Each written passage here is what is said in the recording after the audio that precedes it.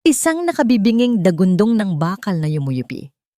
Sinundan yon ng tunog ng salaming nababasag, kumakalat na parang 1,000 kumikinang na luha sa ilalim ng nakakasilaw na liwanag.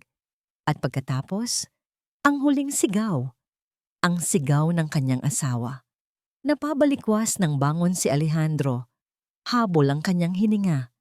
Pawis na pawis ang kanyang noo at malakas na kumakabog ang kanyang dibdib sa loob ng mamahaling silk pajamas na suot niya. Panaginip. Isa na namang masamang panaginip. Lumingon siya sa tabi niya. Ang kama ay malawak at walang laman. Malamig. Tulad ng bawat umaga sa nakalipas na 2 taon. Ang katahimikan, iyon ang pumapatay sa kanya. Ang katahimikan sa loob ng kwarto, sa buong mansyon, at higit sa lahat, ang katahimikan na bumalot sa kanyang nag-iisang anak. Dahan-dahan siyang tumayo at lumakad patungo sa katabing silid. Marahan niyang binuksan ang pinto. Doon, sa gitna ng malaking kwarto na puno ng mga laruan na hindi naman ginagalaw, nakaupo sa tabi ng bintana ang kanyang 6 na taong gulang na anak na si Mia. Nakatingin ito sa malayo, sa hardin na naliligo sa liwanag ng umaga. Blanko ang kanyang mga mata, ang kanyang magandang muka ay parang isang manika na walang buhay. Hindi man lang ito lumingon, hindi man lang kumurap. Naramdaman ni Alejandro ang pamilyar na kirot sa kanyang puso. Isang kirot na kasing tindi ng araw na nangyari ang aksidente. "Mia, anak!" Bulong niya. Kahit alam niyang wala siyang matatanggap na sagot. Lumapit siya at marahang hinaplos ang buhok nito. Hindi gumalaw si Mia mula nang masaksihan nito ang pagpanaw ng kanyang ina sa car accident na yon. Wala nang kahit isang salita na lumabas sa bibig ng bata. Ang masayahin at madaldal niyang prinsesa ay nawala at ang naiwan ay isang anino na nabubuhay sa sarili nitong tahimik na mundo. Ito ang dahilan ng lahat. Ang dahilan kung bakit kailangan niyang gawin ang tama. Sir Alejandro, nasa baba na po si Ma'am Valeria. Ang boses ng kanilang mayordoma, si Manang Sonia, ang pumutol sa sandali. Tumangulang si Alejandro at hinalikan ng tuktok ng ulo ni Mia bago lumabas. Sa engrandeng hagdanan, natanaw niya ang kanyang fiancé. Si Valeria ay larawan ng perpeksyon sa kanyang puting designer dress, abala sa pakikipag-usap sa cellphone. Ang kanyang boses ay matinis at puno ng awtoridad. "No, I want the Ecuadorian roses, not the local ones. This is my engagement party, for heaven's sake. Everything has to be perfect." Ibinaba nito ang tawag nang makita siya. Isang matamis na ngiti ang sumilay sa labi nito, pero hindi yun umabot sa kanyang mga mata. "Good morning, darling." Bati nito at lumapit para sa isang mabilis na halik sa pisngi. Amoy mamahaling pabango, amoy pera. "Good morning," sagot ni Alejandro. "How's Mia?" Tanong ni Valeria. Pero ang mga mata nito ay abala sa pagsuri sa mga dekorasyon na inilalagay ng mga katulong sa sala. "Ganoon pa rin," tipid na sagot ni Alejandro. Lumapit si Valeria kay Mia na iniwan lang ni Alejandro sa kwarto nito. Hinaplos nito ang pisngi ng bata sa paraang wala ni katiting na init. "Hi, sweetie. You should get ready soon, okay? We have a busy day." Hindi man lang tinapunan ng tingin ni Mia si Valeria. Bumalik agad ang atensyon ni Valeria kay Alejandro. "Alejandro, about the guest list, I think we should..." May kung anong kumirot sa dibdib ni Alejandro habang pinagmamasdan niya ang eksena. Nakikita niya ang distansya, ang lamig sa pagitan ni Valeria at Mia. Pero iwinaksi niya ang pakiramdam na yon. Si Valeria ay mula sa isang pamilyang kasing yaman at impluensyal nang sa kanya. Maganda siya, matalino, at perpekto para sa posisyon ng pagiging asawa ng isang CEO. Ito ang tama. Ito ang kailangan ni Mia. Isang buong pamilya, isang ina na gagabay sa kanya. Kahit na ang pamilyang iyon ay tila isang transaksyon lamang sa negosyo. Sir, narito na po yung bagong aplikante para maging personal na alalay ni Mia. Napalingon si Alejandro. Sa may pintuan, nakatayo ang isang babae. Simple lang ang suot nitong bestida, ang buhok ay nakatali, at bahagyang nakayuko na tila nahihiya sa karangyaan ng bahay. Ito si Elena. "Good morning, sir," sabi nito sa mahinang boses. Tiningnan siya ni Alejandro mula ulo hanggang paa. Mukha siyang malinis at disente, pero may kakaiba sa kanya. Nang iangat ng babae ang kanyang mukha, nakita ni Alejandro ang kanyang mga mata. Hindi yun mga mata ng isang taong naghahanap lang ng trabaho. May lungkot doon, pero mayroon ding kakaibang init at pag-unawa. At nang dumapo ang mga matang iyon kay Mia, na ngayon ay nakatayo na sa likod ng kanyang ama, nagbago ang ekspresyon ni Elena. Isang bakas ng awa at simpatya ang gumuhit sa mukha nito. Sa unang pagkakataon, may nakita siyang tao na tumingin sa kanyang anak, hindi bilang isang problema na kailangang ayusin, kundi bilang isang bata na nasasaktan. Binaliwala ni Valeria si Elena at hinila si Alejandro. "Darling, let's go. Hayaan mo na si Manang Sonia dyan." Nagpatuloy ang araw. Nalunod si Alejandro sa mga tawag sa telepono, mga meeting, at paghahanda para sa engagement party. Pilit niyang kinukumbinsi ang sarili na ang lahat ng ito ay para sa kinabukasan ni Mia. Gabi na nang makauwi siya, pagod at walang gana, dumiretso siya sa kanyang opisina para tapusin ang ilang papeles. Binuksan niya ang monitor ng security camera para tingnan kung tulog na si Mia sa kwarto nito. Ngunit wala si Mia sa kanyang kama. Mabilis na pinindot ni Alejandro ang ibang camera feed, hardin, sala, kusina. At doon, sa music room na matagal nang hindi nabubuksan, nakita niya sila. Nakatayo si Elena sa gitna ng silid at sa harap niya ay si Mia. Tumutugtog ang isang luma at pamilyar na himig mula sa music box na paborito ng yumaong asawa ni Alejandro. At pagkatapos, sa pagkamangha ni Alejandro, nakita niya ang isang bagay na hindi kapani-paniwala. Dahan-dahang itinaas ni Elena ang kanyang mga kamay na parang nagyayaya ng isang prinsesa, at si Mia, ang kanyang anak, na hindi kumikibo at hindi gumagalaw, ay dahan-dahang lumapit at inilagay ang maliliit nitong kamay sa mga kamay ni Elena. Magkasama silang umikot-ikot sa saliw ng musika. Dahan-dahan, isang sayaw na puno ng pag-iingat at lambing. Walang nagsasalita. Tanging ang musika lang ang maririnig. Pinanood ni Alejandro ang eksena sa monitor, hindi makapaniwala. Ang kanyang puso ay nagsimulang tumibok ng mas mabilis, at sa pag-ikot nila nang tamaan ng liwanag ng buwan mula sa bintana, ang mukha ni Mia, nakita ito ni Alejandro. Isang bagay na halos 2 taon na niyang hindi nakikita. Isang bagay na akakala niya'y hinding-hindi na muling masisilayan sa mukha ng kanyang anak. Isang ngiti. Kahit maliit lang, kahit saglit lang, pero totoo.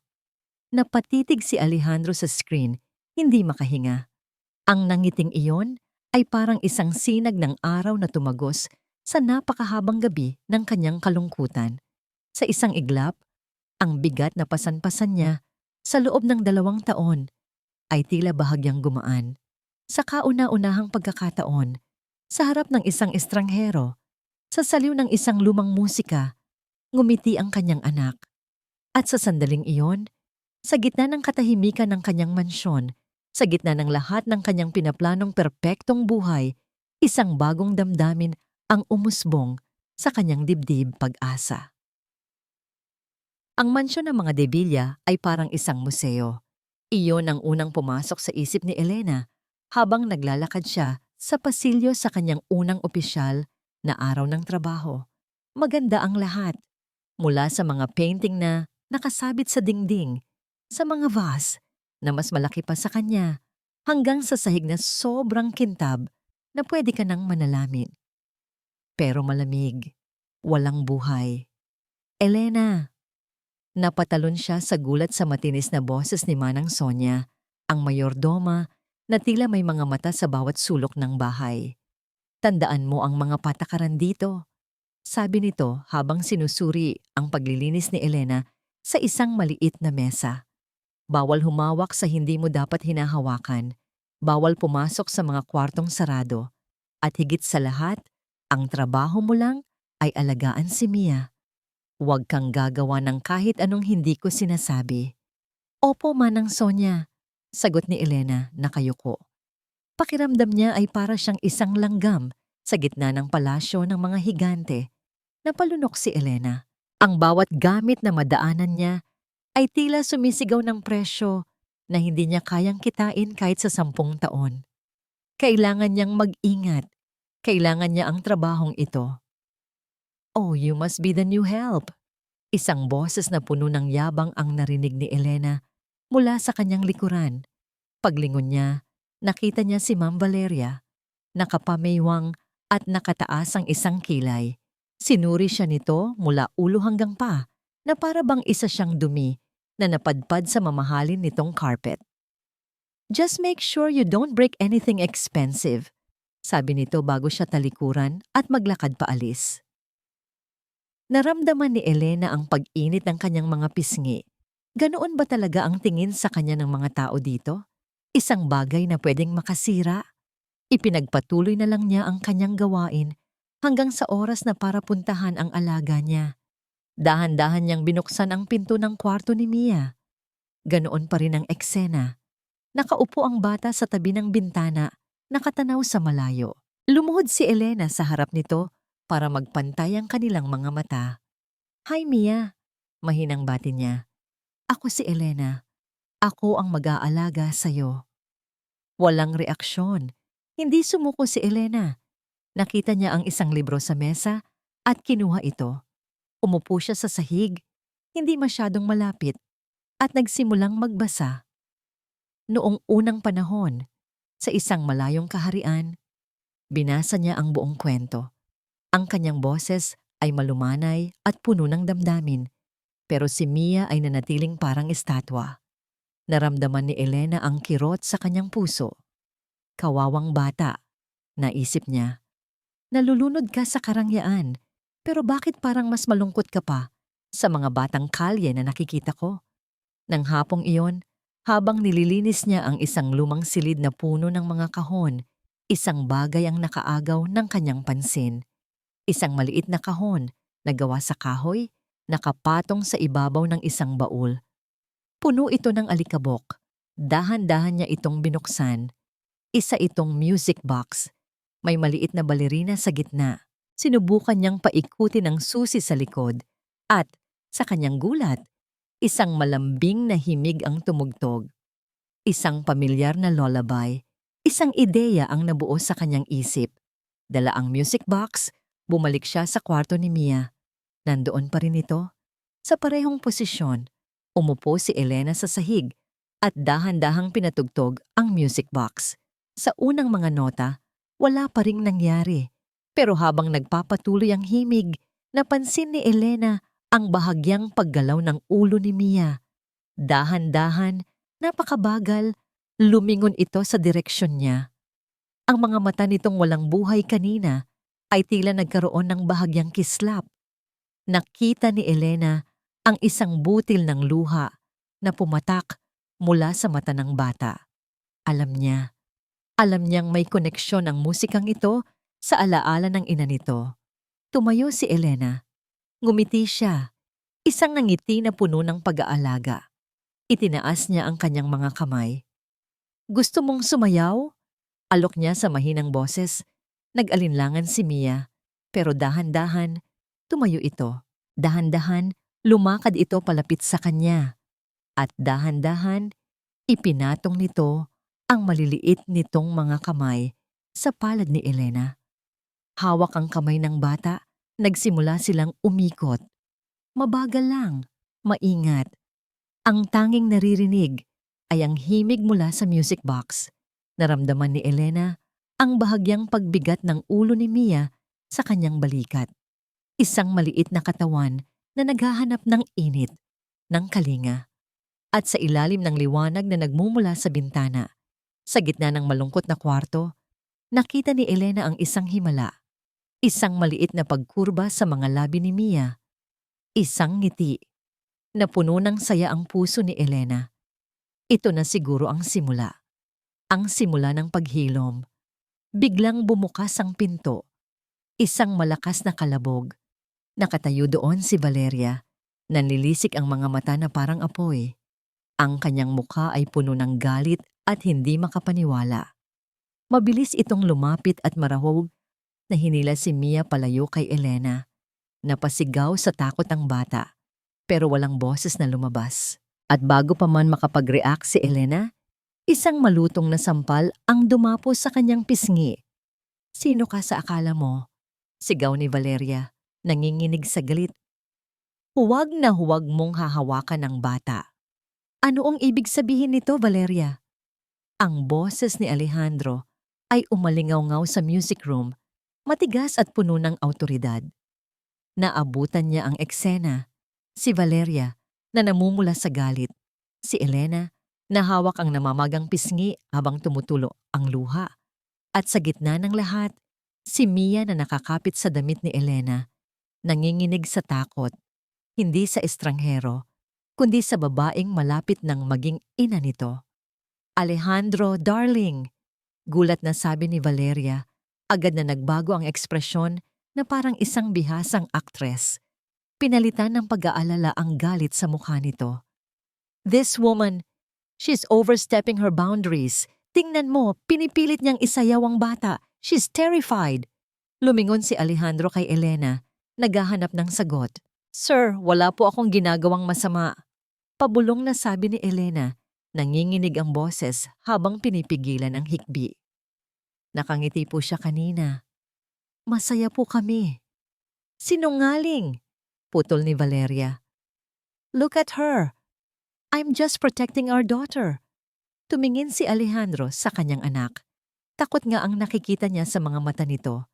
Pero habang papalapit siya, mas sumigpit ang kapit ni Mia kay Elena. At ang mga mata nito ay nakatutok kay Valeria na may halong pag-iwas. Isang malamig na katotohanan ang tumama kay Alejandro. "At least, napangiti niya si Mia," mahinang sabi ni Alejandro. Pero ang bawat salita ay may bigat na tumarak sa puso ni Valeria. Isang bagay na hindi mo pa nagagawa. Nakita niya ang pagbabago sa mukha ng kanyang fiancé. Isang mabilis na kislap ng purong galit at pagkainis, bago ito muling napalitan ng isang nasasaktang tingin. "How could you say that, Alejandro? Alam mong ginagawa ko ang lahat para maging ina sa kanya." Bumuntong hininga si Alejandro. Ayaw na niyang palakihin pa ang gulo. Pagod na siya sa lahat ng drama. "Manang Sonia, pakihatid na si Mia sa kwarto niya," utos niya. Nang kunin ng mayordoma ang bata, lumingon pa ito pabalik. Ang mga mata ay nakatutok kay Elena na may pag-aalala. Nang silang tatlo na lang ang naiwan, hinarap ni Alejandro ang dalawang babae. "Elena, you're here to take care of Mia. Stick to that," sabi niya sa formal na tono. "Valeria, mag-usap tayo." Tumalikod siya. Hindi na pinansin ang matagumpay na ngisi ni Valeria na ipinukol kay Elena. Isang parte sa kanya ang nakakaramdam ng pagkainis. Pero isinantabi niya iyon. Kailangan niyang panatilihin ang kapayapaan sa pamamahay na ito. Kinabukasan, isang mainit at maalinsangang Sabado, sinubukan ni Alejandro na mag-focus sa trabaho. Nag-set up siya ng isang mesa sa tabi ng pool para mabantayan niya si Mia habang sumasagot ng mga email. Nakaupo lang si Mia sa isang lounge chair, yakap-yakap ang luma nitong teddy bear, nakatingin sa asul na tubig ng pool. Naroon din si Elena, nakatayo sa di kalayuan, tahimik na nagmamasid na parang isang anino. Biglang lumabas si Valeria mula sa loob ng bahay. Suot ang isang mamahaling swimsuit at sunglasses. May dala siyang tray na may lamang inumin. "Darling, you've been working too hard. Mag-relax ka muna," sabi nito sa matamis na boses, sabay lapag ng tray sa mesa. "Oh, look, Mia, baby, I brought your favorite ball." Inilabas niya mula sa kanyang beach bag ang isang maliit at makintab na bolang pula. Ngunit sa halip na ibigay sa bata, aksidente niyang naitabig ito. Ang bola ay gumulong, hindi patungo kay Mia, kundi patungo sa gilid ng malalim na bahagi ng pool. "Oops, clumsy me!" sabi ni Valeria, nagkibit balikat. Nakita ito ni Mia. Ang mga mata nito ay sumunod sa paggulong ng bola. Dahan-dahan itong tumayo at lumakad patungo rito. Naramdaman ni Elena ang biglaang kaba. "Mia, mag-ingat ka!" Samantala, tumunog ang cellphone ni Alejandro, isang importanteng tawag mula sa isang international investor. "Yes, Mr. Tan. I'm looking at the figures now." Naging abala siya sa pakikipag-usap. Mga numero, porsyento, at projections ang laman ng kanyang isip. Sa sobrang tutok sa tawag, hindi niya napansin ang panganib. Si Mia, sa kanyang determinasyong makuha ang laruan, ay yumuko sa mismong gilid ng pool. Splash! Ang tunog ng tubig ang pumutol sa konsentrasyon ni Alejandro. Paglingon niya, ang nakita na lang niya ay mga bula ng hangin sa kung saan huling nakatayo ang kanyang anak. "Mia!"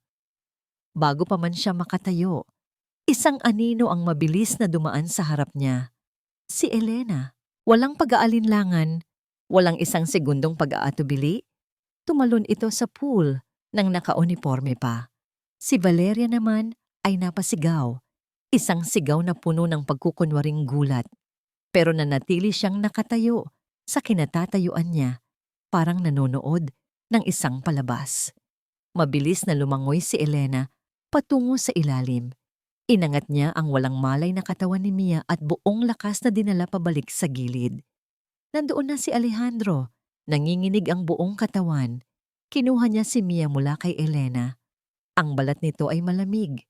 Ang mga labi ay nagsisimula ng mangitim. Hindi siya humihinga. Sigaw niya, ang boses ay basag sa purong takot. "Dapan niyo po siya, sir." Sigaw ni Elena, umahon mula sa tubig, basang-basa at hinahabol ang hininga. Walang sinayang na oras, nagsimula siyang mag-CPR. Ang kanyang mga galaw ay mabilis at tiyak. 1, 2, 3. Bilang niya habang paulit-ulit na diniinan ang dibdib ng bata. Pagkatapos ay isinagawa niya ang mouth-to-mouth resuscitation. "Come on, Mia. Come on, baby. Breathe." Pagmamakaawa niya, ang kanyang mga luha ay humahalo sa tubig na tumutulo mula sa kanyang buhok. Para kay Alejandro, ang mga sumunod na segundo ay tila isang walang katapusang bangungot. At pagkatapos, isang milagro, isang maliit na ubo, sinundan ng isa pa. Iniluwan ni Mia ang tubig mula sa kanyang mga baga at nagsimulang umiyak. Isang mahina, walang tunog na iyak, pero iyon ang pinakamagandang bagay na narinig ni Alejandro sa buong buhay niya. Niyakap niya ng mahigpit ang nanginginig na katawan ng kanyang anak. Buhay siya. Ligtas siya. Nang iangat niya ang kanyang tingin, nagtama ang mga mata nila ni Elena. Sa kabila ng pagod at takot sa mga mata nito, nakita niya ang isang determinasyon na hindi niya maintindihan. Sa ospital, hindi bumitaw si Mia sa kamay ni Elena. Hawak-hawak niya ito ng mahigpit habang sinusuri siya ng mga doktor. Bawat subok ni Valeria na lumapit, ngayon ay gumaganap bilang isang nag-aalalang ina, ay sinalubong ng mahigpit na paggiling ni Mia at pagtago nito sa likod ni Elena. Ang eksena ay nagsasalita ng mas malakas kaysa sa anumang salita. Lumapit ang doktor kay Alejandro. "She's stable, Mr. De Villa. She's a very lucky girl. Kung sino man ang nag-first aid sa kanya, she saved your daughter's life." Tumango si Alejandro, ang kanyang tingin ay napako sa babaeng basang-basa pa rin ang damit, na tahimik na hinahaplos ang buhok ng kanyang anak. Ang babaeng sinampal ng kanyang fiancé kagabi. Ang babaeng hindi nagdalawang isip na isugal ang sarili para sa isang batang hindi naman niya kaano-ano. Samantala, si Valeria, naabala sa pakikipag-usap sa cellphone para i-cancel ang kanyang spa appointment, ay hindi napansin ang pagbabago sa mga mata ni Alejandro. Isang pagbabago mula sa pagkalito patungo sa pagdududa. Pag-uwi nila, Pagod at balisa pa rin, hinayaan ni Alejandro na si Elena ang magpatulog kay Mia. Nang bumaba si Elena, hinarap siya ni Alejandro sa sala. "Salamat," sabi niya. Ang boses ay puno ng sinseridad sa unang pagkakataon.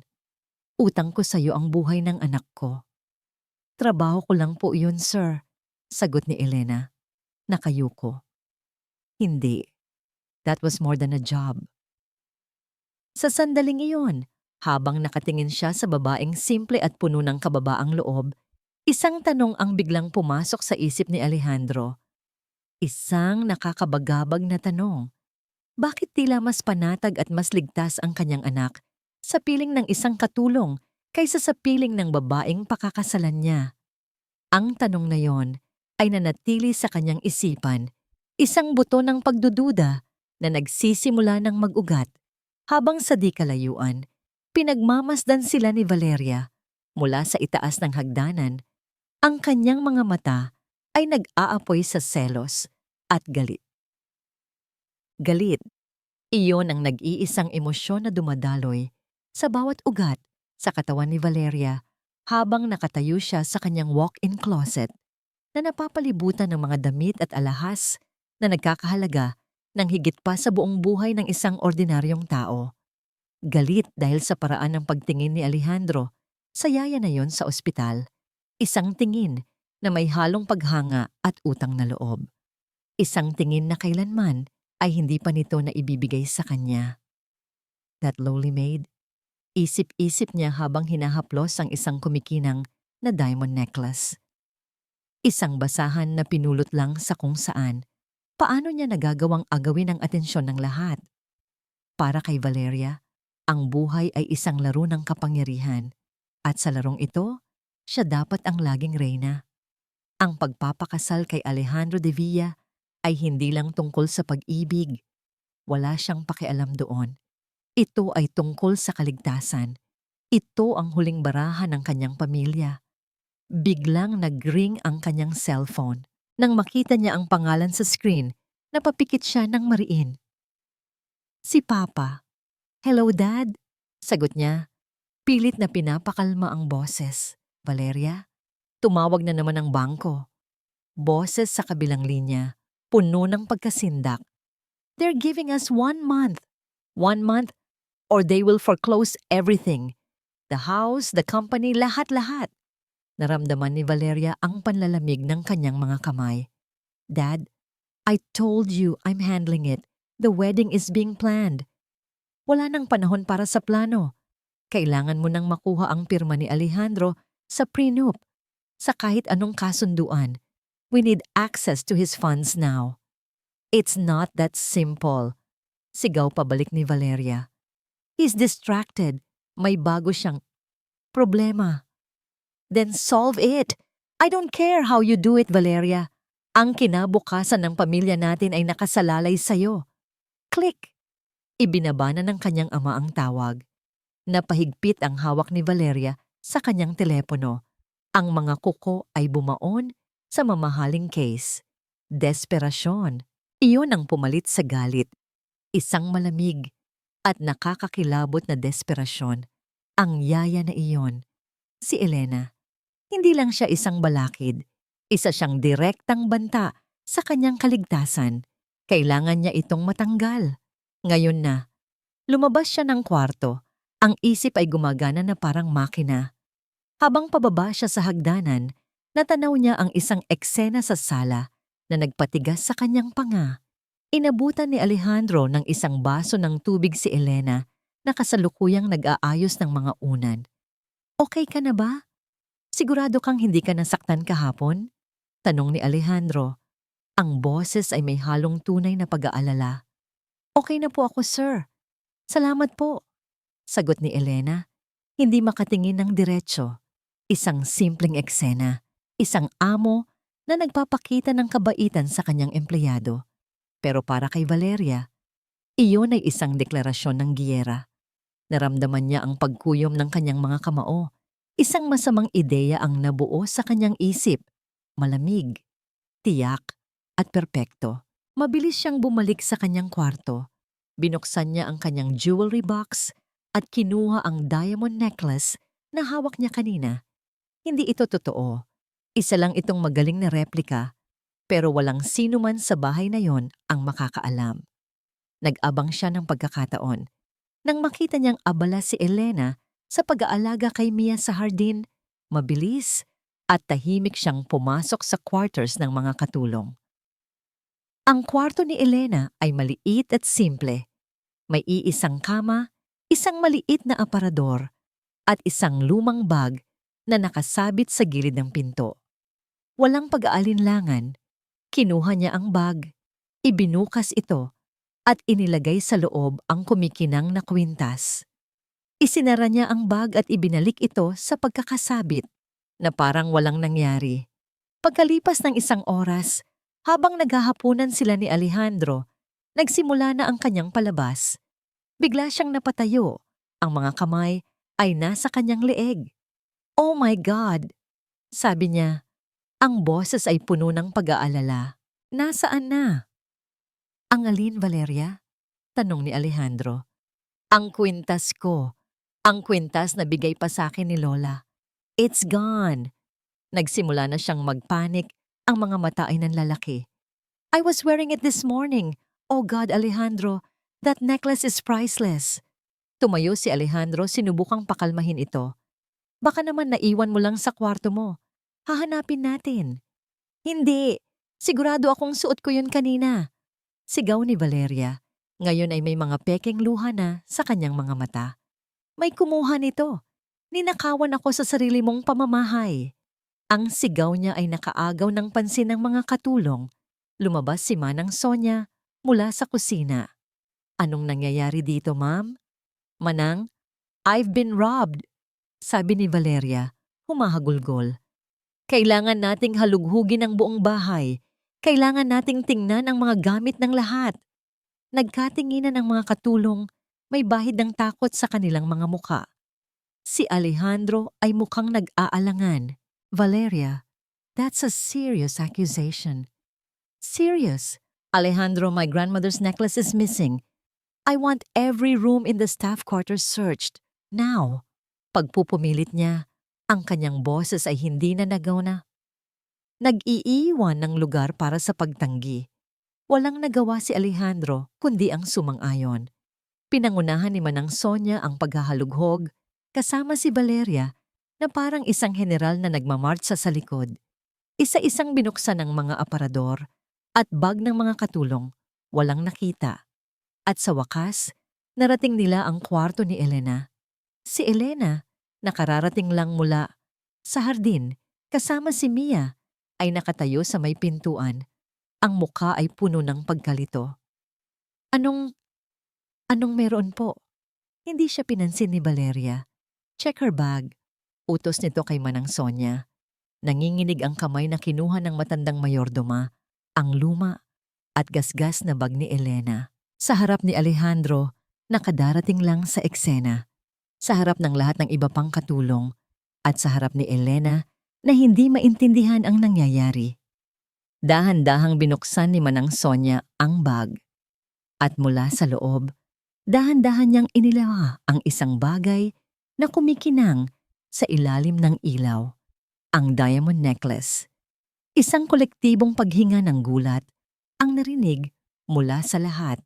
Napatitig si Elena sa kwintas, pagkatapos ay sa mga mata ni Valeria at pabalik ulit sa kwinta. Walang salitang lumabas sa kanyang bibig. Ang kanyang mukha ay namutla na parang isang papel. Ang kanyang mundo ay biglang gumuho sa isang iglap. Katahimikan. Isang makapal at mabigat na katahimikan ang bumalot sa maliit na silid. Ang tanging maririnig lang ay ang mahinang pag-ubo ng isang katulong at ang paimpit na hikbi na kumakawala mula sa bibig ni Elena. Pakiramdam niya ay para siyang nasa isang masamang panaginip. Ang kumikinang na kwintas sa kamay ni Manang Sonia ay parang isang ahas na handa siyang tuklawi. Hindi akin yan." Sa wakas ay nasabi niya, ang boses ay bapasag at halos hindi marinig. "Anong hindi sayo?" Bulyaw ni Valeria. Ang kanyang boses ay puno ng tagumpay. Nakita ng lahat, Elena. Nasa loob yan ng bag mo. Isang magnanakaw, isang hamak na magnanakaw. Ang bawat salita ay parang isang sampal. Napatingin si Elena sa paligid, sa mga kapwa niya katulong. Nakita niya ang pagdududa, ang paghuhusga, ang pagkondena sa kanilang mga mata. Sa isang iglap, siya ay naging isang kaaway. Hindi ko po alam kung paano yan napunta dyan. Pagmamakaawa niya, ang mga luha ay malaya ng dumadaloy sa kanyang mga pisngi. Napatingin siya kay Alejandro, naghahanap ng kahit katiting na pag-unawa. Sir, maniwala po kayo sa akin. Hindi ko po magagawa iyan.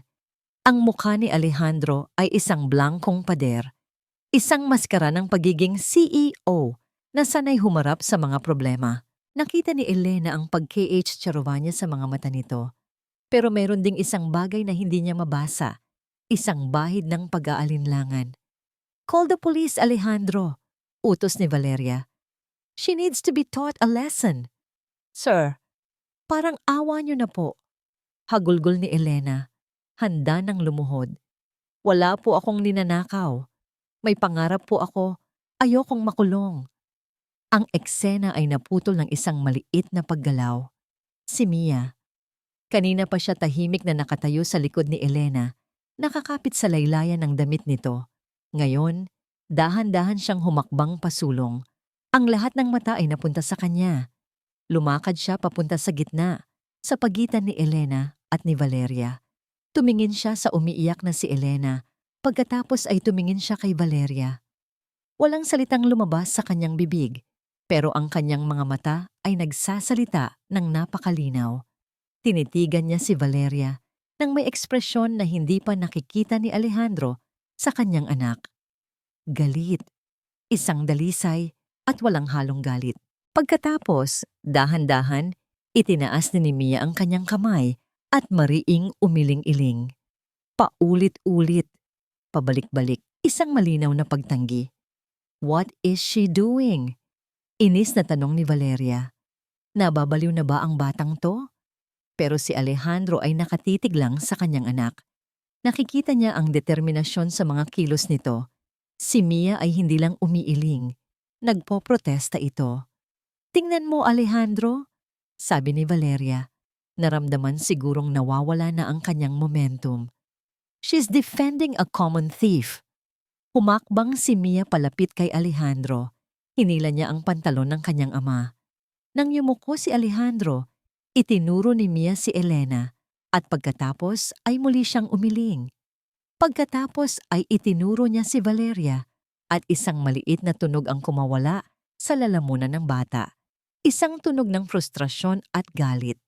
Hindi siya makapagsalita, pero ginagawa niya ang lahat para iparating ang kanyang mensahe. Hindi si Elena, siya. Siya ang may kasalanan. This is ridiculous. Sigaw ni Valeria. Are you really going to believe a mute child over your own fiancé? Ang mga salitang yun ang nagpagising kay Alejandro. Isang batang hindi makapagsalita. Oo, hindi makapagsalita si Mia. Pero kailanman, hindi nagsinungaling ang mga mata nito.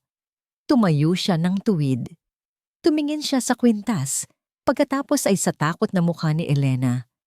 Sa nag-aapoy na mga mata ni Valeria, at sa wakas, sa nagmamakaawang mukha ng kanyang anak, pinili niyang pakinggan ang katahimikan. I will handle this, sabi niya sa matigas na boses. Wala mo nang tatawag ng pulis. What? Alejandro? Protesta ni Valeria. I said, I will handle this, ulit niya. Ngayon ay may diin na sa kanyang boses. Everybody, go back to your work. Manang Sonia, ihatid mo na si Mia sa taas. Elena, stay here. Isa-isang umalis ang mga katulong, nagbubulungan. Naiwan silang tatlo sa gitna ng tensyon. Hindi ako makapaniwala, Alejandro, sabi ni Valeria, nanginginig sa galit. Pinagdududahan mo ba ako? Hindi siya sinagot ni Alejandro. Ang mga mata niya ay nakatuon kay Elena na nakayuko pa rin at umiiyak. Nang si Valeria na lang ang kaharap niya, bumulong ito sa paraang si Alejandro lang ang makakarinig. Ang bawat salita ay puno ng lason. Talaga bang mas paniniwalaan mo ang isang batang may problema sa pag-iisip at ang isang magnanakaw na yaya kaysa sa babaeng pakakasalan mo, Alejandro? Ang tanong na yon ay sumampal sa kanya ng mas malakas kaysa sa sampal na ginawa ni Valeria kay Elena. Iniwan niya si Alejandro na tuliro, hindi alam kung alin ang mas masakit, ang posibilidad na nagkamali siya ng pagtitiwala kay Elena o ang katotohanang baka nagkamali siya sa pagpili ng babaeng mamahalin niya habang buhay. Kinabukasan, ang hangin sa mansyon ay mas mabigat pa kaysa dati. Ang mga katulong ay umiiwas kay Elena na parang may nakakahawang sakit. Bawat kilos niya ay binabantayan. Bawat galaw niya ay sinusundan ng mga mapanghusgang bulungan. Hindi siya sinisante ni Alejandro, pero pakiramdam niya ay isa siyang bilanggo sa sarili niyang lugar ng trabaho. Ang tanging nagbibigay sa kanya ng lakas ay si Mia, na hindi umaalis sa kanyang tabi. Kahit saan siya magpunta, nakasunod ang bata, ang maliliit nitong kamay ay laging nakakapit sa kanyang damit, na para bang sinasabing, nandito ako, naniniwala ako sa'yo. Samantala, sa loob ng kanyang opisina, hindi mapakali si Alejandro. Ang mga salita ni Valeria ay umuulit-ulit sa kanyang isip. Are you really going to believe a mute child over your own fiancé? Lohikal na dapat si Valeria ang paniwalaan niya. Siya ang kanyang fiancé, ang partner niya sa buhay. Si Elena ay isang estranghero. Pero ang reaksyon ni Mia, iyon ang bumabagabag sa kanya.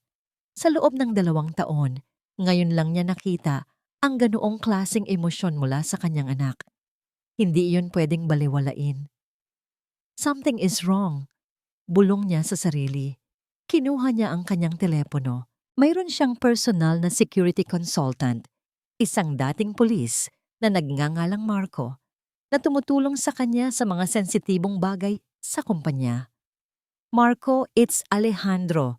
Sabi niya nang sagutin nito ang tawag. I need you to do something for me. Off the books. Anything, sir? Sagot sa kabilang linya.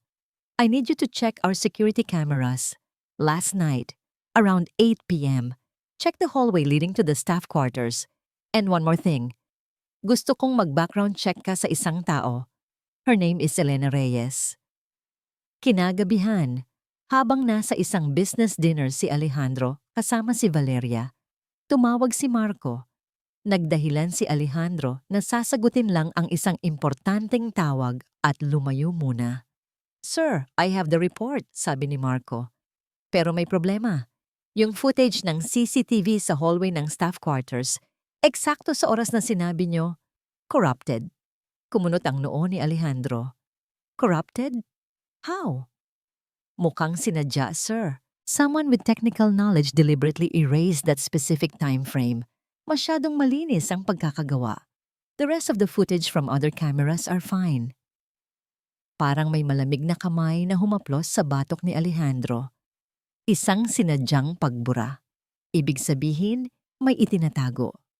What about the background check? Tanong ni Alejandro. Lumalakas ang kaba sa dibdib. Elena Reyes, 26 years old, ulila na.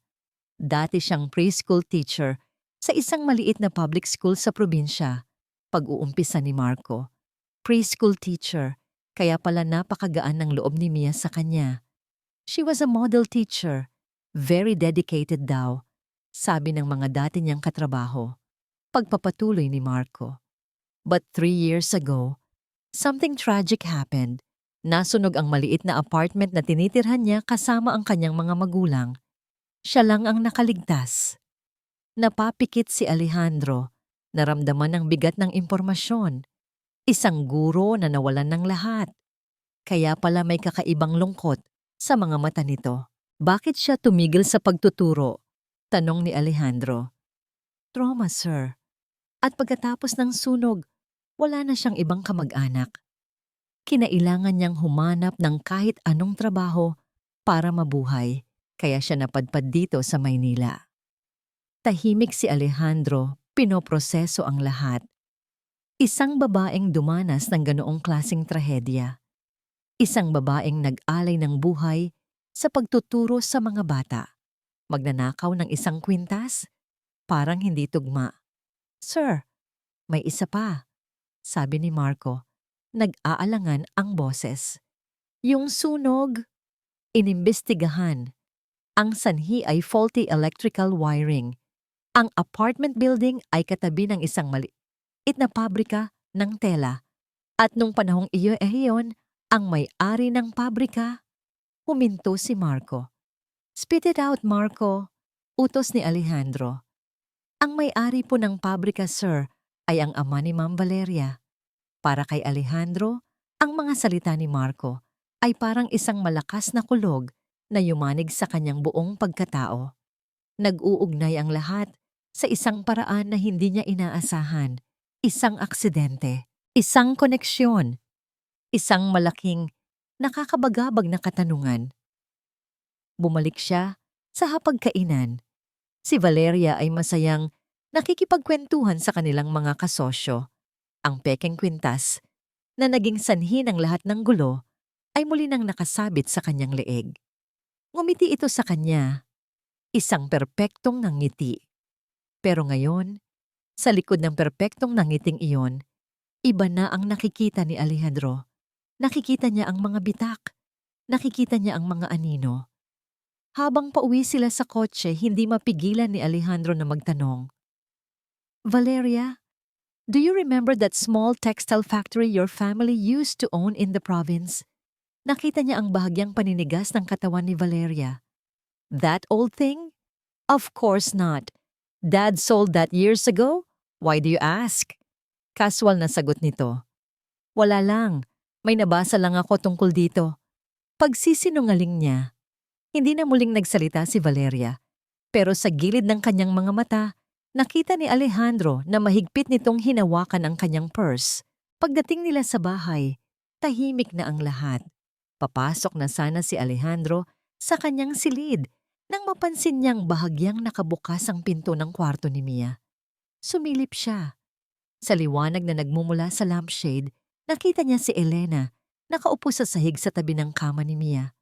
Ang bata ay mahimbing nang natutulog, pero si Elena ay gising pa.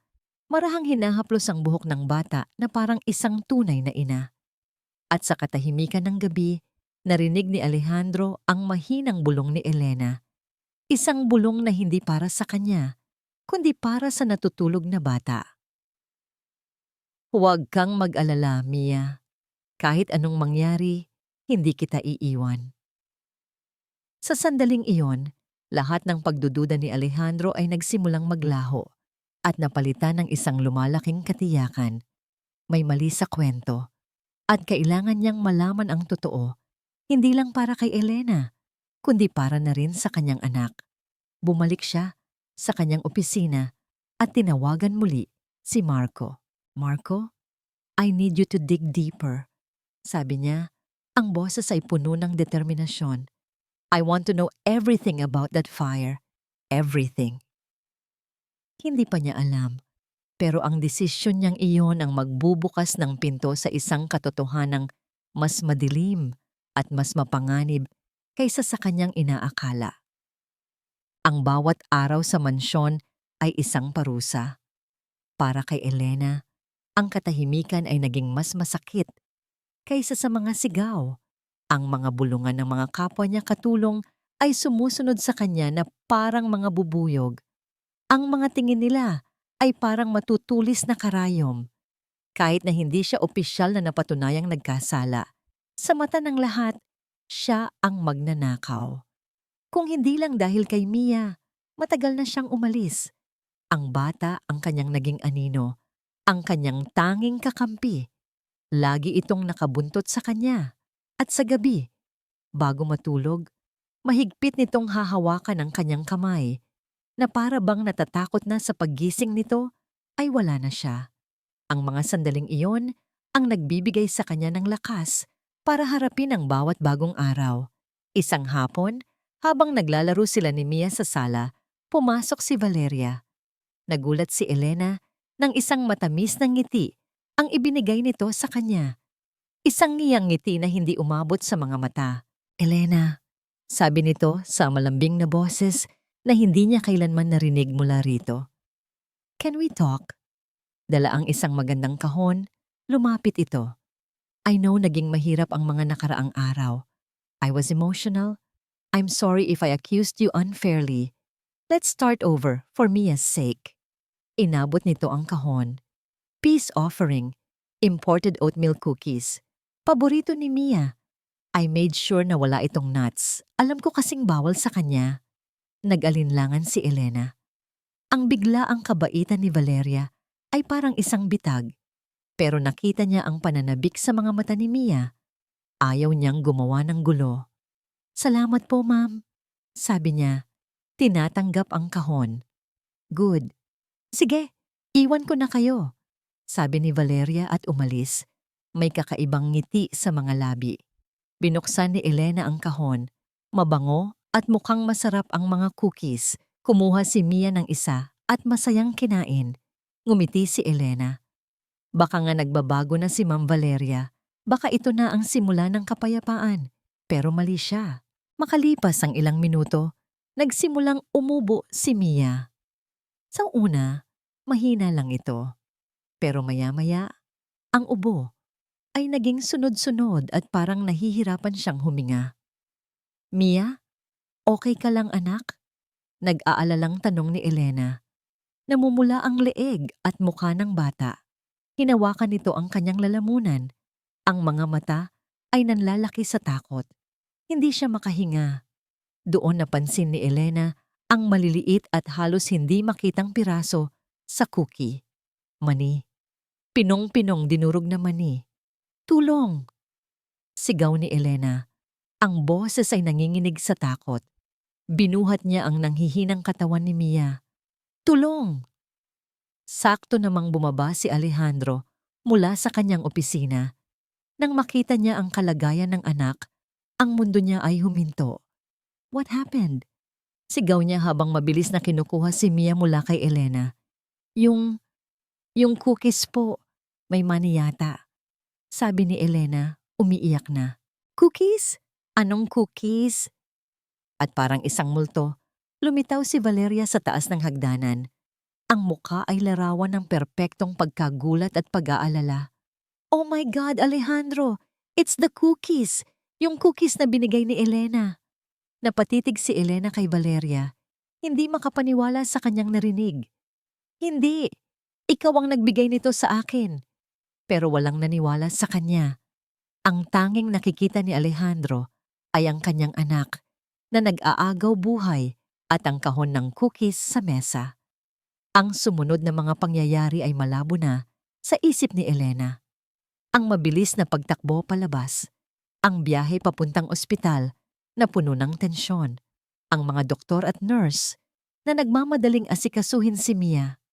Sa emergency room, habang naghihintay sila, hinarap siya ni Alejandro.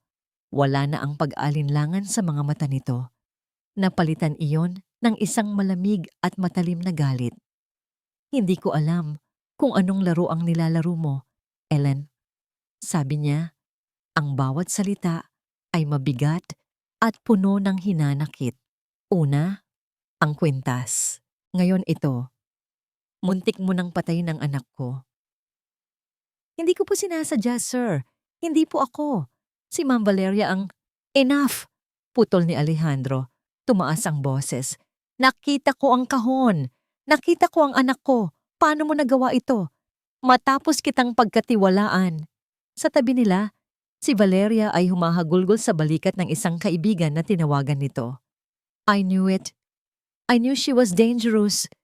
Hindi ko dapat siya pinagkatiwalaan malapit kay Mia. Para kay Elena, ang lahat ay gumuho. Ang huling sinulid ng pag-asa na pinanghahawakan niya ay naputol.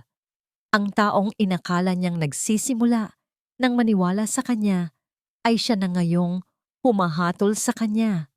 Lumabas ang doktor. She's stable now. Mabuti na lang at nadala niyo siya agad. Another few minutes and it would have been too late. Nakahinga ng maluwag si Alejandro.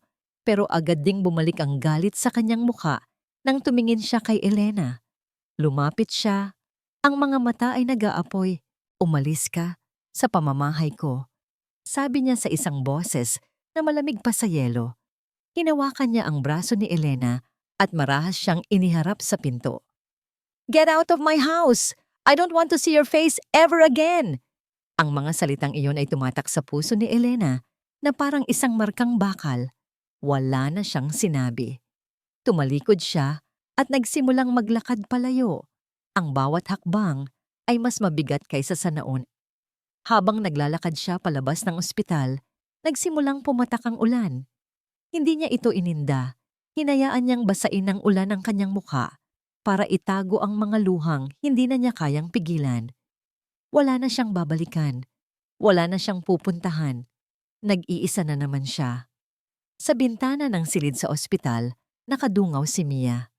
Pinapanood niya ang papalayong anyo ni Elena na dahan-dahang nilalamon ng ulan at dilim. Itinaas niya ang kanyang kamay at idinikit ito sa malamig na salamin ng bintana. Gusto niyang sumigaw. Gusto niyang isigaw ang pangalan ni Elena. Gusto niyang sabihin sa kanyang ama ang katotohanan. Pero walang boses na lumabas. Ang tanging nagawa lang niya ay ang umiyak ng tahimik, habang ang imahe ng nag-iisang taong nagparamdam sa kanya ng pag-asa ay tuluyan ng naglaho. Pag-asa. Iyon ang naramdaman ni Alejandro nang makita niyang ligtas at mahimbing nang natutulog si Mia sa kanyang silid sa ospital. Ngunit nang lumabas siya at nakita ang pekeng pag-aalala sa mukha ni Valeria, ang pag-asang yon ay napalitan ng isang pamilyar na bigat sa kanyang dibdib. Thank God she's okay, darling, sabi ni Valeria, yumakap sa kanya. I can't imagine what would have happened. That woman is a monster. Humiwalay si Alejandro sa yakap. May kung anong lamig na gumapang sa kanya habang nakikinig sa mga salita ni Valeria. Umuwi ka na, Valeria. Ako na ang magbabantay dito. Pero Alejandro, please, I need to be alone with my daughter, sabi niya sa paraang hindi na pwedeng tumanggi. Nang makaalis si Valeria, naupo si Alejandro sa tabi ng kama ni Mia. Hinaplos niya ang buhok nito. Ligtas na ang kanyang anak. Pero bakit pakiramdam niya ay may mali? Bakit may bahagi sa kanya na hindi lubusang naniniwala na sinadya ni Elena ang nangyari? Ang matinding galit niya kanina ay unti-unting napalitan ng pagkalito at ngayon ng isang nakakabagabag na pagsisisi. Kinabukasan, dinala niya si Mia pauwi. Inasahan niyang babalik sa normal ang lahat ngayong wala na si Elena. Pero mas lalong lumala. Si Mia ay naging anino ng sarili niya. Hindi na siya lumalabas ng kwarto. Hindi na siya kumakain. Ang dati nitong mga laruan ay nakakalat lang. Hindi ginagalaw. Ang mga mata nito ay blanko na naman. Tulad ng bago dumating si Elena. Ang kanyang anak ay umiiyak, ngunit tahimik. Naramdaman ni Alejandro ang kirot sa kanyang puso na mas matindi pa kaysa sa nararamdaman niya noong namatay ang kanyang asawa. Nakita niya ang pagkasira ng puso ng kanyang anak at siya, bilang isang ama, ang may kagagawa nito. Siya ang nagpalayas sa taong nagbigay ng liwanag kay Mia. Mia, kumain ka na. Pakiusap niya isang gabi, hawak ang isang kutsara ng sopas. Ngunit mariin lang umiling ang bata. Ang tingin ay nakatuon sa isang litrato ni Elena na nasa mesa. Nang makita ang litratong iyon, isang bagay ang nagi-flash sa isip ni Alejandro. Ang mata ni Mia. Ang mga mata ng kanyang anak nang umiiling ito sa harap ni Valeria. Ang mga mata nito nang mahigpit itong kumapit kay Elena sa ospital. Hindi isang magnanakaw si Elena. Hindi ito isang mamamatay tao. Marco, sabi niya sa telepono, agad na tinawagan ng kanyang tamto. I need you to investigate Valeria. Everything. Starting from the pool incident. Nagsimulang magbalik ang mga alaala. Ang corrupted na footage, ang impormasyon tungkol sa pabrika ng ama ni Valeria. Ang biglaang paglitaw ng cookies. Ang mga piraso ay nagsisimulang magkabit-kabit. Lumabas siya ng mansyon at nagtungo sa pool area. Sumandal siya sa gilid at isang imahe ang naglaro sa kanyang isip. Ang pulang bola na gumulong. Bigla siyang naalala. Ang hardinero. Mang Tonyo, tawag niya. Lumapit ang matandang hardinero, nagtataka. Bakit po, sir? Mang Tonyo, kahapon, bago nahulog si Mia sa pool, may nakita ka bang kakaiba? Nag-alinlangan si Mang Tonyo. Kasi po, sir. Nakita ko po si Ma'am Valeria na nasa tabi ng pool kanina lang po, bago kayo lumabas ng opisina. Parang may kinukuha po siya sa bulsa niya. Tapos po parang may inihulog siya sa may gilid ng pool. Kumuyom ang kamao ni Alejandro. Ang pula, makintab na bola. Hindi yun aksidente. Iyon ay isang bitag. Kagabi, habang nagbabantay siya kay Mia sa ospital, isang tawag ang dumating mula kay Marco. Sir, I found something. I was able to recover a portion of the deleted video file at tungkol din po sa pamilya ni Ma'am Valeria, matinding problema po pala ang kinakaharap nila. Bankruptcy is imminent. Ipadala mo sa akin ang lahat ng yan, Marco? Ngayon na. Bumalik siya sa kanyang opisina. Ang puso ay kumakabog ng malakas. Binuksan niya ang email ni Marco. Isang video file. Dahan-dahan niyang pinindot ang play button. Ang video ay malabo, pixelated, ngunit malinaw ang bawat detalye ng kritikal na sandali. Si Valeria, nakasuot ng swimsuit, nakatayo sa tabi ng pool. Ang kanyang kamay ay kumukuha ng isang maliit na bola mula sa kanyang bulsa. Pagkatapos, dahan-dahan, itinulak niya yon patungo sa gilid, papalapit kay Mia. At ang pinakanakakakilabot sa lahat, ang nakakasuklam na ngiti sa labi ni Valeria nang makita nitong nahulog si Mia sa tubig. Isang malamig na galit ang bumalot kay Alejandro. Hindi ito pag-aalinlangan, hindi ito pagkalito. Ito ay purong, walang halong galit. Ang bawat detalye ay nagsisimulang mag-ugnay. Ang kwintas, ang sunog, ang mga mani. Ang lahat ay isang malaking kasinungalingan, isang masamang plano para pahirapan ang inosenteng Elena at pahirapan ang kanyang anak. Valeria, bulong niya, ang kanyang boses ay nanginginig sa puot. Luluhod ka sa harap ko. Ang engagement party. Iyon ang magiging lugar ng kanyang paghihiganti. Ang engranding ballroom ng De Villa Hotel ay naliligo sa kumikinang na liwanag ng mga chandelier. Ang paligid ay puno ng mga piling bisita, mga politiko, negosyante, at mga prominenteng personalidad sa lipunan.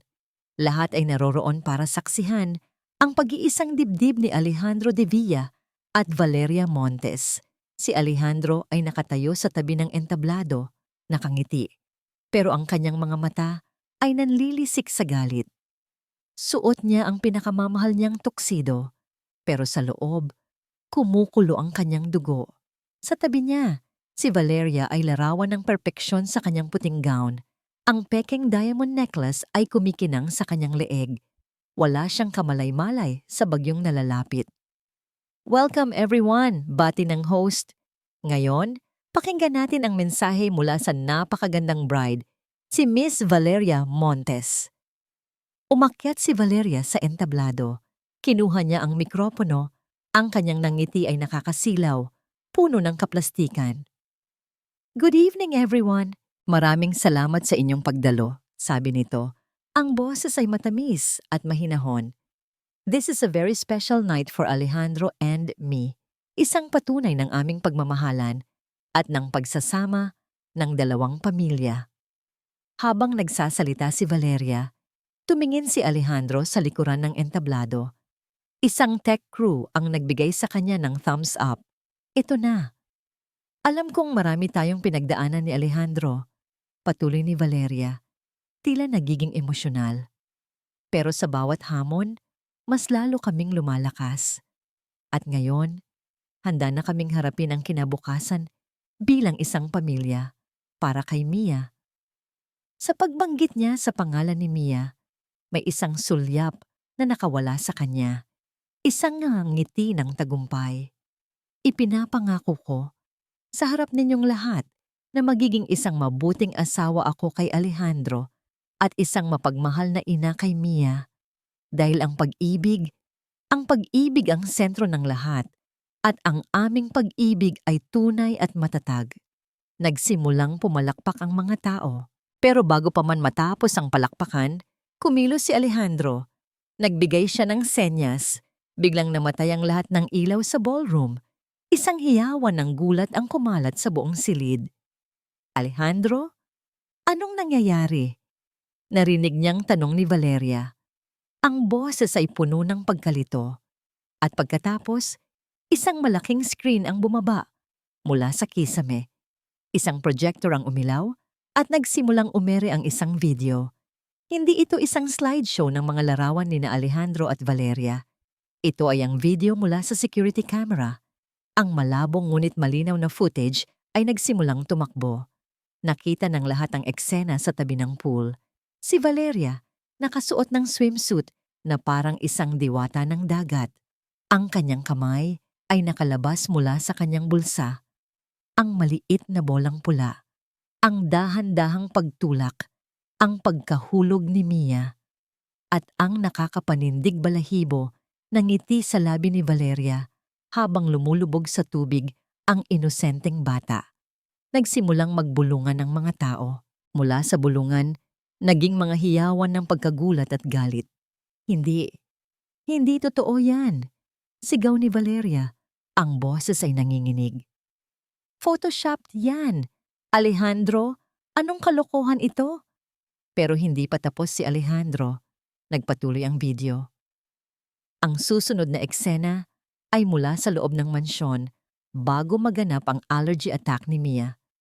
Nakita ng lahat si Valeria na nagtatago sa likod ng haligi at nang makaalis si Elena, lumapit ito sa kahon ng cookies. Nakita kung paano nito binuksan ang kahon. Kumuha ng isang maliit na plastic bag mula sa kanyang bulsa at maingat na inilagay ang pinong-pinong dinurog na mani sa loob ng mga cookies. Pagkatapos, ang susunod na video ay mula sa ospital. Ang pag-iyak ni Valeria, ang kanyang mga pekeng luha. Natapos ang video, muling umilaw ang ballroom, ngunit ngayon, ang kapaligiran ay puno ng mabigat na katahimikan na sinundan ng mga galit na bulungan. Nakatayo si Valeria sa entablado, namumutla. Ang kanyang mga mata ay nanlalaki sa takot. Ang kanyang puting gown ay parang isang kasuotan ng multo. Ang kanyang perpektong mundo ay gumuho sa isang iglap. Dahan-dahang umakyat si Alejandro sa entablado. Lumapit siya kay Valeria. Ang kanyang mukha ay malamig na parang bato. Kinuha niya ang mikropono mula sa nanginginig na kamay nito. Valeria Montes, sabi niya. Ang kanyang boses ay kalmado, ngunit puno ng kapangyarihan na umalingaw-ngaw sa buong ballroom. Ang lahat ng ito ay patunay ng iyong kasamaan. Sinubukan mong saktan ng anak ko. Sinubukan mong siraan ang isang inosenteng babae. Ang pamilya Montes ay malapit ng malugi at ginamit mo ang aking anak at ang aming kasal para takpan ang iyong mga kasinungalingan. Nagsimulang magsigawan ang mga tao. Ang mga flash ng kamera ay kumikinang na parang mga kidlat. Hindi totoo yan. Mga kasinungalingan. Sigaw ni Valeria, desperadong sumusubok na depensahan ang sarili. Alejandro, pinaglalaruan mo lang ako. Hindi ako naglalaro. Sabi ni Alejandro, ang kasal na ito ay kanselado. Ang engagement ay tapos na. Pagkatapos, tumalikod siya mula kay Valeria. Ang kanyang boses ay bumalik sa formal, na parang isang taong nagdedeklara ng isang business deal. This party is over. Guards, escort Miss Montes out of the premises. Nagsimulang magsigawan si Valeria, lumalaban sa mga security guards na lumapit. Alejandro, pagbabayaran mo ito. Pagsisisihan mo ang lahat ng ito. Ngunit hindi na siya pinansin ni Alejandro. Ang kanyang mga mata ay nakatuon na sa ibang direksyon. Isang direksyon na alam niyang dapat niyang puntahan. Ang tanging layunin niya ngayon ay ang hanapin si Elena at humingi ng tawad. 5 araw. 5 araw na siyang naghahanap. Sa bawat sulok ng Maynila, sa bawat squatter area, sa bawat simbahan, ay sinuyod ni Alejandro ang bawat posibleng lugar kung saan pwedeng magtago si Elena. Ang bawat tanggihan ng tao na nakakakita sa kanya ay nagpapabigat sa kanyang puso. Ang kanyang buhay ay gumuho. Ang kanyang pangalan ay naging usap-usapan sa buong bansa. Ngunit wala siyang pakialam. Ang tanging mahalaga lang sa kanya ngayon ay mahanap si Elena at makita ulit ang nangiti sa labi ng kanyang anak. "Sir, may nakakita po sa kanya," sabi ni Marco sa telepono, matapos ang isang araw na walang tigil na paghahanap. Sa isang maliit na eskwelahan sa Tondo, nagbo-volunteer daw po siyang magturo sa mga bata. Tondo, isang lugar na kailanman ay hindi niya inakalang pupuntahan niya. Agad siyang nagmaneho patungo doon. Ang mga kalsada ay masikip, ang mga bahay ay dikit-dikit, at ang bawat sulok ay puno ng ingay at buhay, isang malaking kaibahan sa tahimik at malamig niyang mansyon. Nang makarating siya sa ibinigay na address, nakita niya ang isang maliit at lumang istruktura. Sa loob, naririnig niya ang mga masayang tawanan ng mga bata. Dahan-dahan siyang pumasok, at doon, nakita niya si Elena. Nakaupo ito sa sahig, napapalibutan ng mga bata. Nagbabasa siya ng isang libro. Ang kanyang boses ay malumanay at puno ng lambing. Ang kanyang mukha ay payapa, kahit na may bahid ng pagod. Ang simpleng damit na suot niya ay may ilang tahi, pero malinis. Kitang-kita ang kakaibang glow sa kanyang pagtuturo. Ito ang kanyang mundo. Nakatayo si Alejandro sa di kalayuan, pinagmamasdan siya. Ang babaeng ito, sa kabila ng lahat ng sakit at kahihiyan na ibinigay niya rito, ay patuloy pa ring nagbibigay ng pag-asa at liwanag sa iba. Naramdaman niya ang isang matinding hiya. Nang matapos ang klase, nagsimulang magpaalam ang mga bata. Naisip ni Alejandro na ito na ang tamang oras. Lumakad siya palapit. Nang makita siya ni Elena, na wala ang nangiti sa kanyang labi, na puno ng gulat, takot, at sakit ang kanyang mga mata. Tumayo siya, handa nang tumakbo. "Elena, sandali," sabi ni Alejandro. Ang kanyang boses ay nanginginig. "Kailangan nating mag-usap." "Wala na po tayong dapat pag-usapan, sir," sagot ni Elena. Ang kanyang mga mata ay blanko. "Please, pakinggan mo ako." Lumuhod si Alejandro. Hindi niya alintana ang mga nagtatakang tingin ng mga bata at ng isang madreng lumabas. "Alam ko na ang lahat. Alam ko ang katotohanan. Si Valeria ang may gawa ng lahat. Ang kwintas, ang sunog sa pabrika, at ang mga mani sa cookies. Lahat. Nakita ko ang mga video. Pinasadya niyang saktan si Mia para lang mapalayo ka." Napatitig si Elena sa kanya, hindi makapaniwala. "Patawarin mo ako, Elena," sabi ni Alejandro.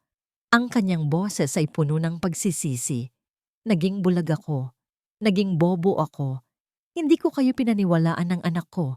Hindi ko nakita ang halaga mo. Ang lahat ng nangyari sa'yo ay kasalanan ko." Yumuko si Alejandro. Ang kanyang balikat ay nanginginig. Ang kanyang pagmamataas ay nawala na. Ang tanging nanatili ay isang lalaking puno ng pagsisisi, naghahanap ng pagpapatawad. Nagsimulang mangilid ang luha sa mga mata ni Elena. Lahat ng sakit, galit at pagkabigo ay muling nanumbalik. "Ang sakit, sir," mahinang sabi niya. "Ang sakit na hindi kayo naniwala. Ang sakit na pinagtabuyan niyo ako, gayong ginawa ko lang ang lahat para kay Mia. Alam ko, at pinagsisisihan ko yon ng labis, kaya ako naririto. Hindi para hingin na bumalik ka sa mansyon bilang yaya ni Mia, kundi para ipakiusap na bumalik ka sa aming buhay, bilang parte ng aming pamilya." Kinuha niya ang isang maliit na kahon mula sa kanyang bulsa. Binuksan niya ito At sa loob ay may isang singsing, hindi diamond, kundi isang simpleng ginto, ngunit merong inukit na maliliit na puso. Elena Reyes, alam kong hindi ito ang tamang lugar o tamang oras. At alam kong hindi ko deserve ang pagpapatawad mo. Pero binigyan mo ng buhay ang anak ko. Binigyan mo ng liwanag ang aming buhay. Handa akong isuko ang lahat para sa'yo. At kay Mia, will you marry me? Will you give me a chance to make things right? To prove that I can be worthy of your love and to build a true family with you and Mia? Gulat na gulat si Elena. Hindi niya inaasahan ito. Sa gitna ng kanyang pag-alinlangan, isang maliit na boses ang nagmula sa labas ng pintuan. Mama Elena! Lumingon silang dalawa. Nakatayo doon si Mia. Ang mga mata nito ay puno ng luha at pananabik habang nakakapit sa kamay ni Manang Sonia. Alam ni Alejandro na sinundan sila ng mayordoma, dala ang bata. Tumakbo si Mia papunta kay Elena. Niyakap niya ng mahigpit ang babae. Mama Elena, bulong ng bata. Ang kanyang mukha ay isinubsob sa balikat ni Elena. Mia, sabi ni Elena, umiiyak na rin. Hindi ako. Mama Elena, hindi ako. Nagsimulang mamula ang mukha ni Mia. Hinihingal ito, tila may gustong sabihin, pero hindi niya mahanap ang mga salita. Dahan-dahan, Mia, sabi ni Elena, marahang hinahaplos ang likod ng bata. Tumingin si Mia kay Alejandro, pagkatapos ay kay Elena. Naglabas ito ng malalim na hininga. At pagkatapos, sa kauna-unahang pagkakataon, pagkatapos ng mahabang 2 taon ng katahimikan, isang malinaw at matamis na salita ang lumabas sa bibig ng bata. Mahal, kita? Napatulala si Alejandro.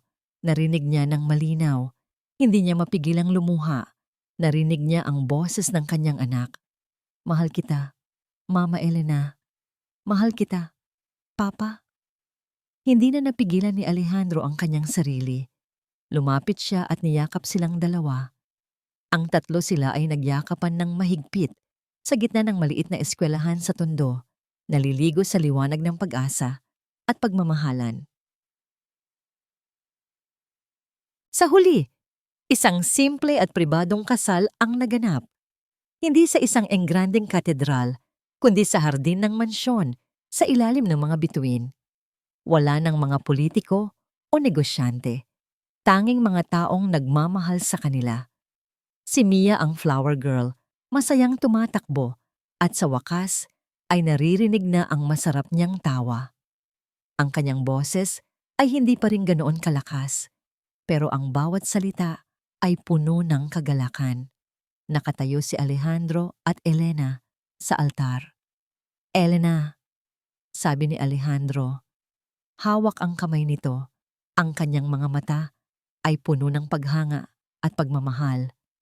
Ikaw ang nagturo sa akin na ang tunay na kayamanan ay hindi nasusukat sa pera o posisyon. Nasa puso ito, nasa kabaitan, nasa pagmamahal. Ngumiti si Elena. Ang kanyang mga mata ay kumikinang sa kaligayahan. Alejandro, ikaw ang nagturo sa akin na kahit gaano kahirap ang nakaraan, laging may pag-asa para sa isang bagong simula. At ang pamilya ay hindi tungkol sa dugo, kundi sa pagmamahalan na bumubuo sa bawat isa. Pagkatapos ng seremonya, habang naglalakad sila sa hardin, kasama si Mia na masayang tumatakbo sa kanilang harapan, napatingin si Alejandro kay Ele. Niyakap niya ito ng mahigpit. Sa wakas, natagpuan niya ang tunay na kaligayahan, hindi sa yaman, hindi sa kapangyarihan, kundi sa isang babaeng may gininto ang puso at sa isang pamilyang binuo hindi ng pagiging perpekto, kundi ng pagmamahalan, pagpapatawad at pangalawang pagkakataon. At dito nagtatapos ang kwento ni na Alejandro, Elena at ang muling pagsibol ng pamilya De Villa. Salamat, mahal naming tagapakinig, sa paglalakbay na ito kasama namin. Mula sa pinakamalalim na kalungkutan, sa gitna ng mga pagsubok at pagtataksil, hanggang sa natagpuang kapayapaan at pag-ibig, naging saksi kayo sa bawat pagluha at pagngiti ng aming mga karakter. Bilang inyong manunulat, bawat salita ay isinulat ng may pagmamahal at pag-asa. Umaasa na ang bawat yugto ay mag-iiwan ng marka sa inyong mga puso.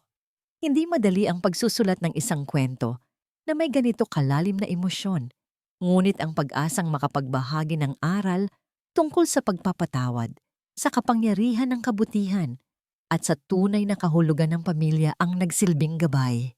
Naway ang kwentong ito ay magsilbing paalala na ang pag-ibig ay hindi lamang tungkol sa romansa, kundi sa kakayahang magpatawad, maghilom, at lumikha ng isang tahanan kung saan ang bawat isa ay tinatanggap at minamahal ng buong puso.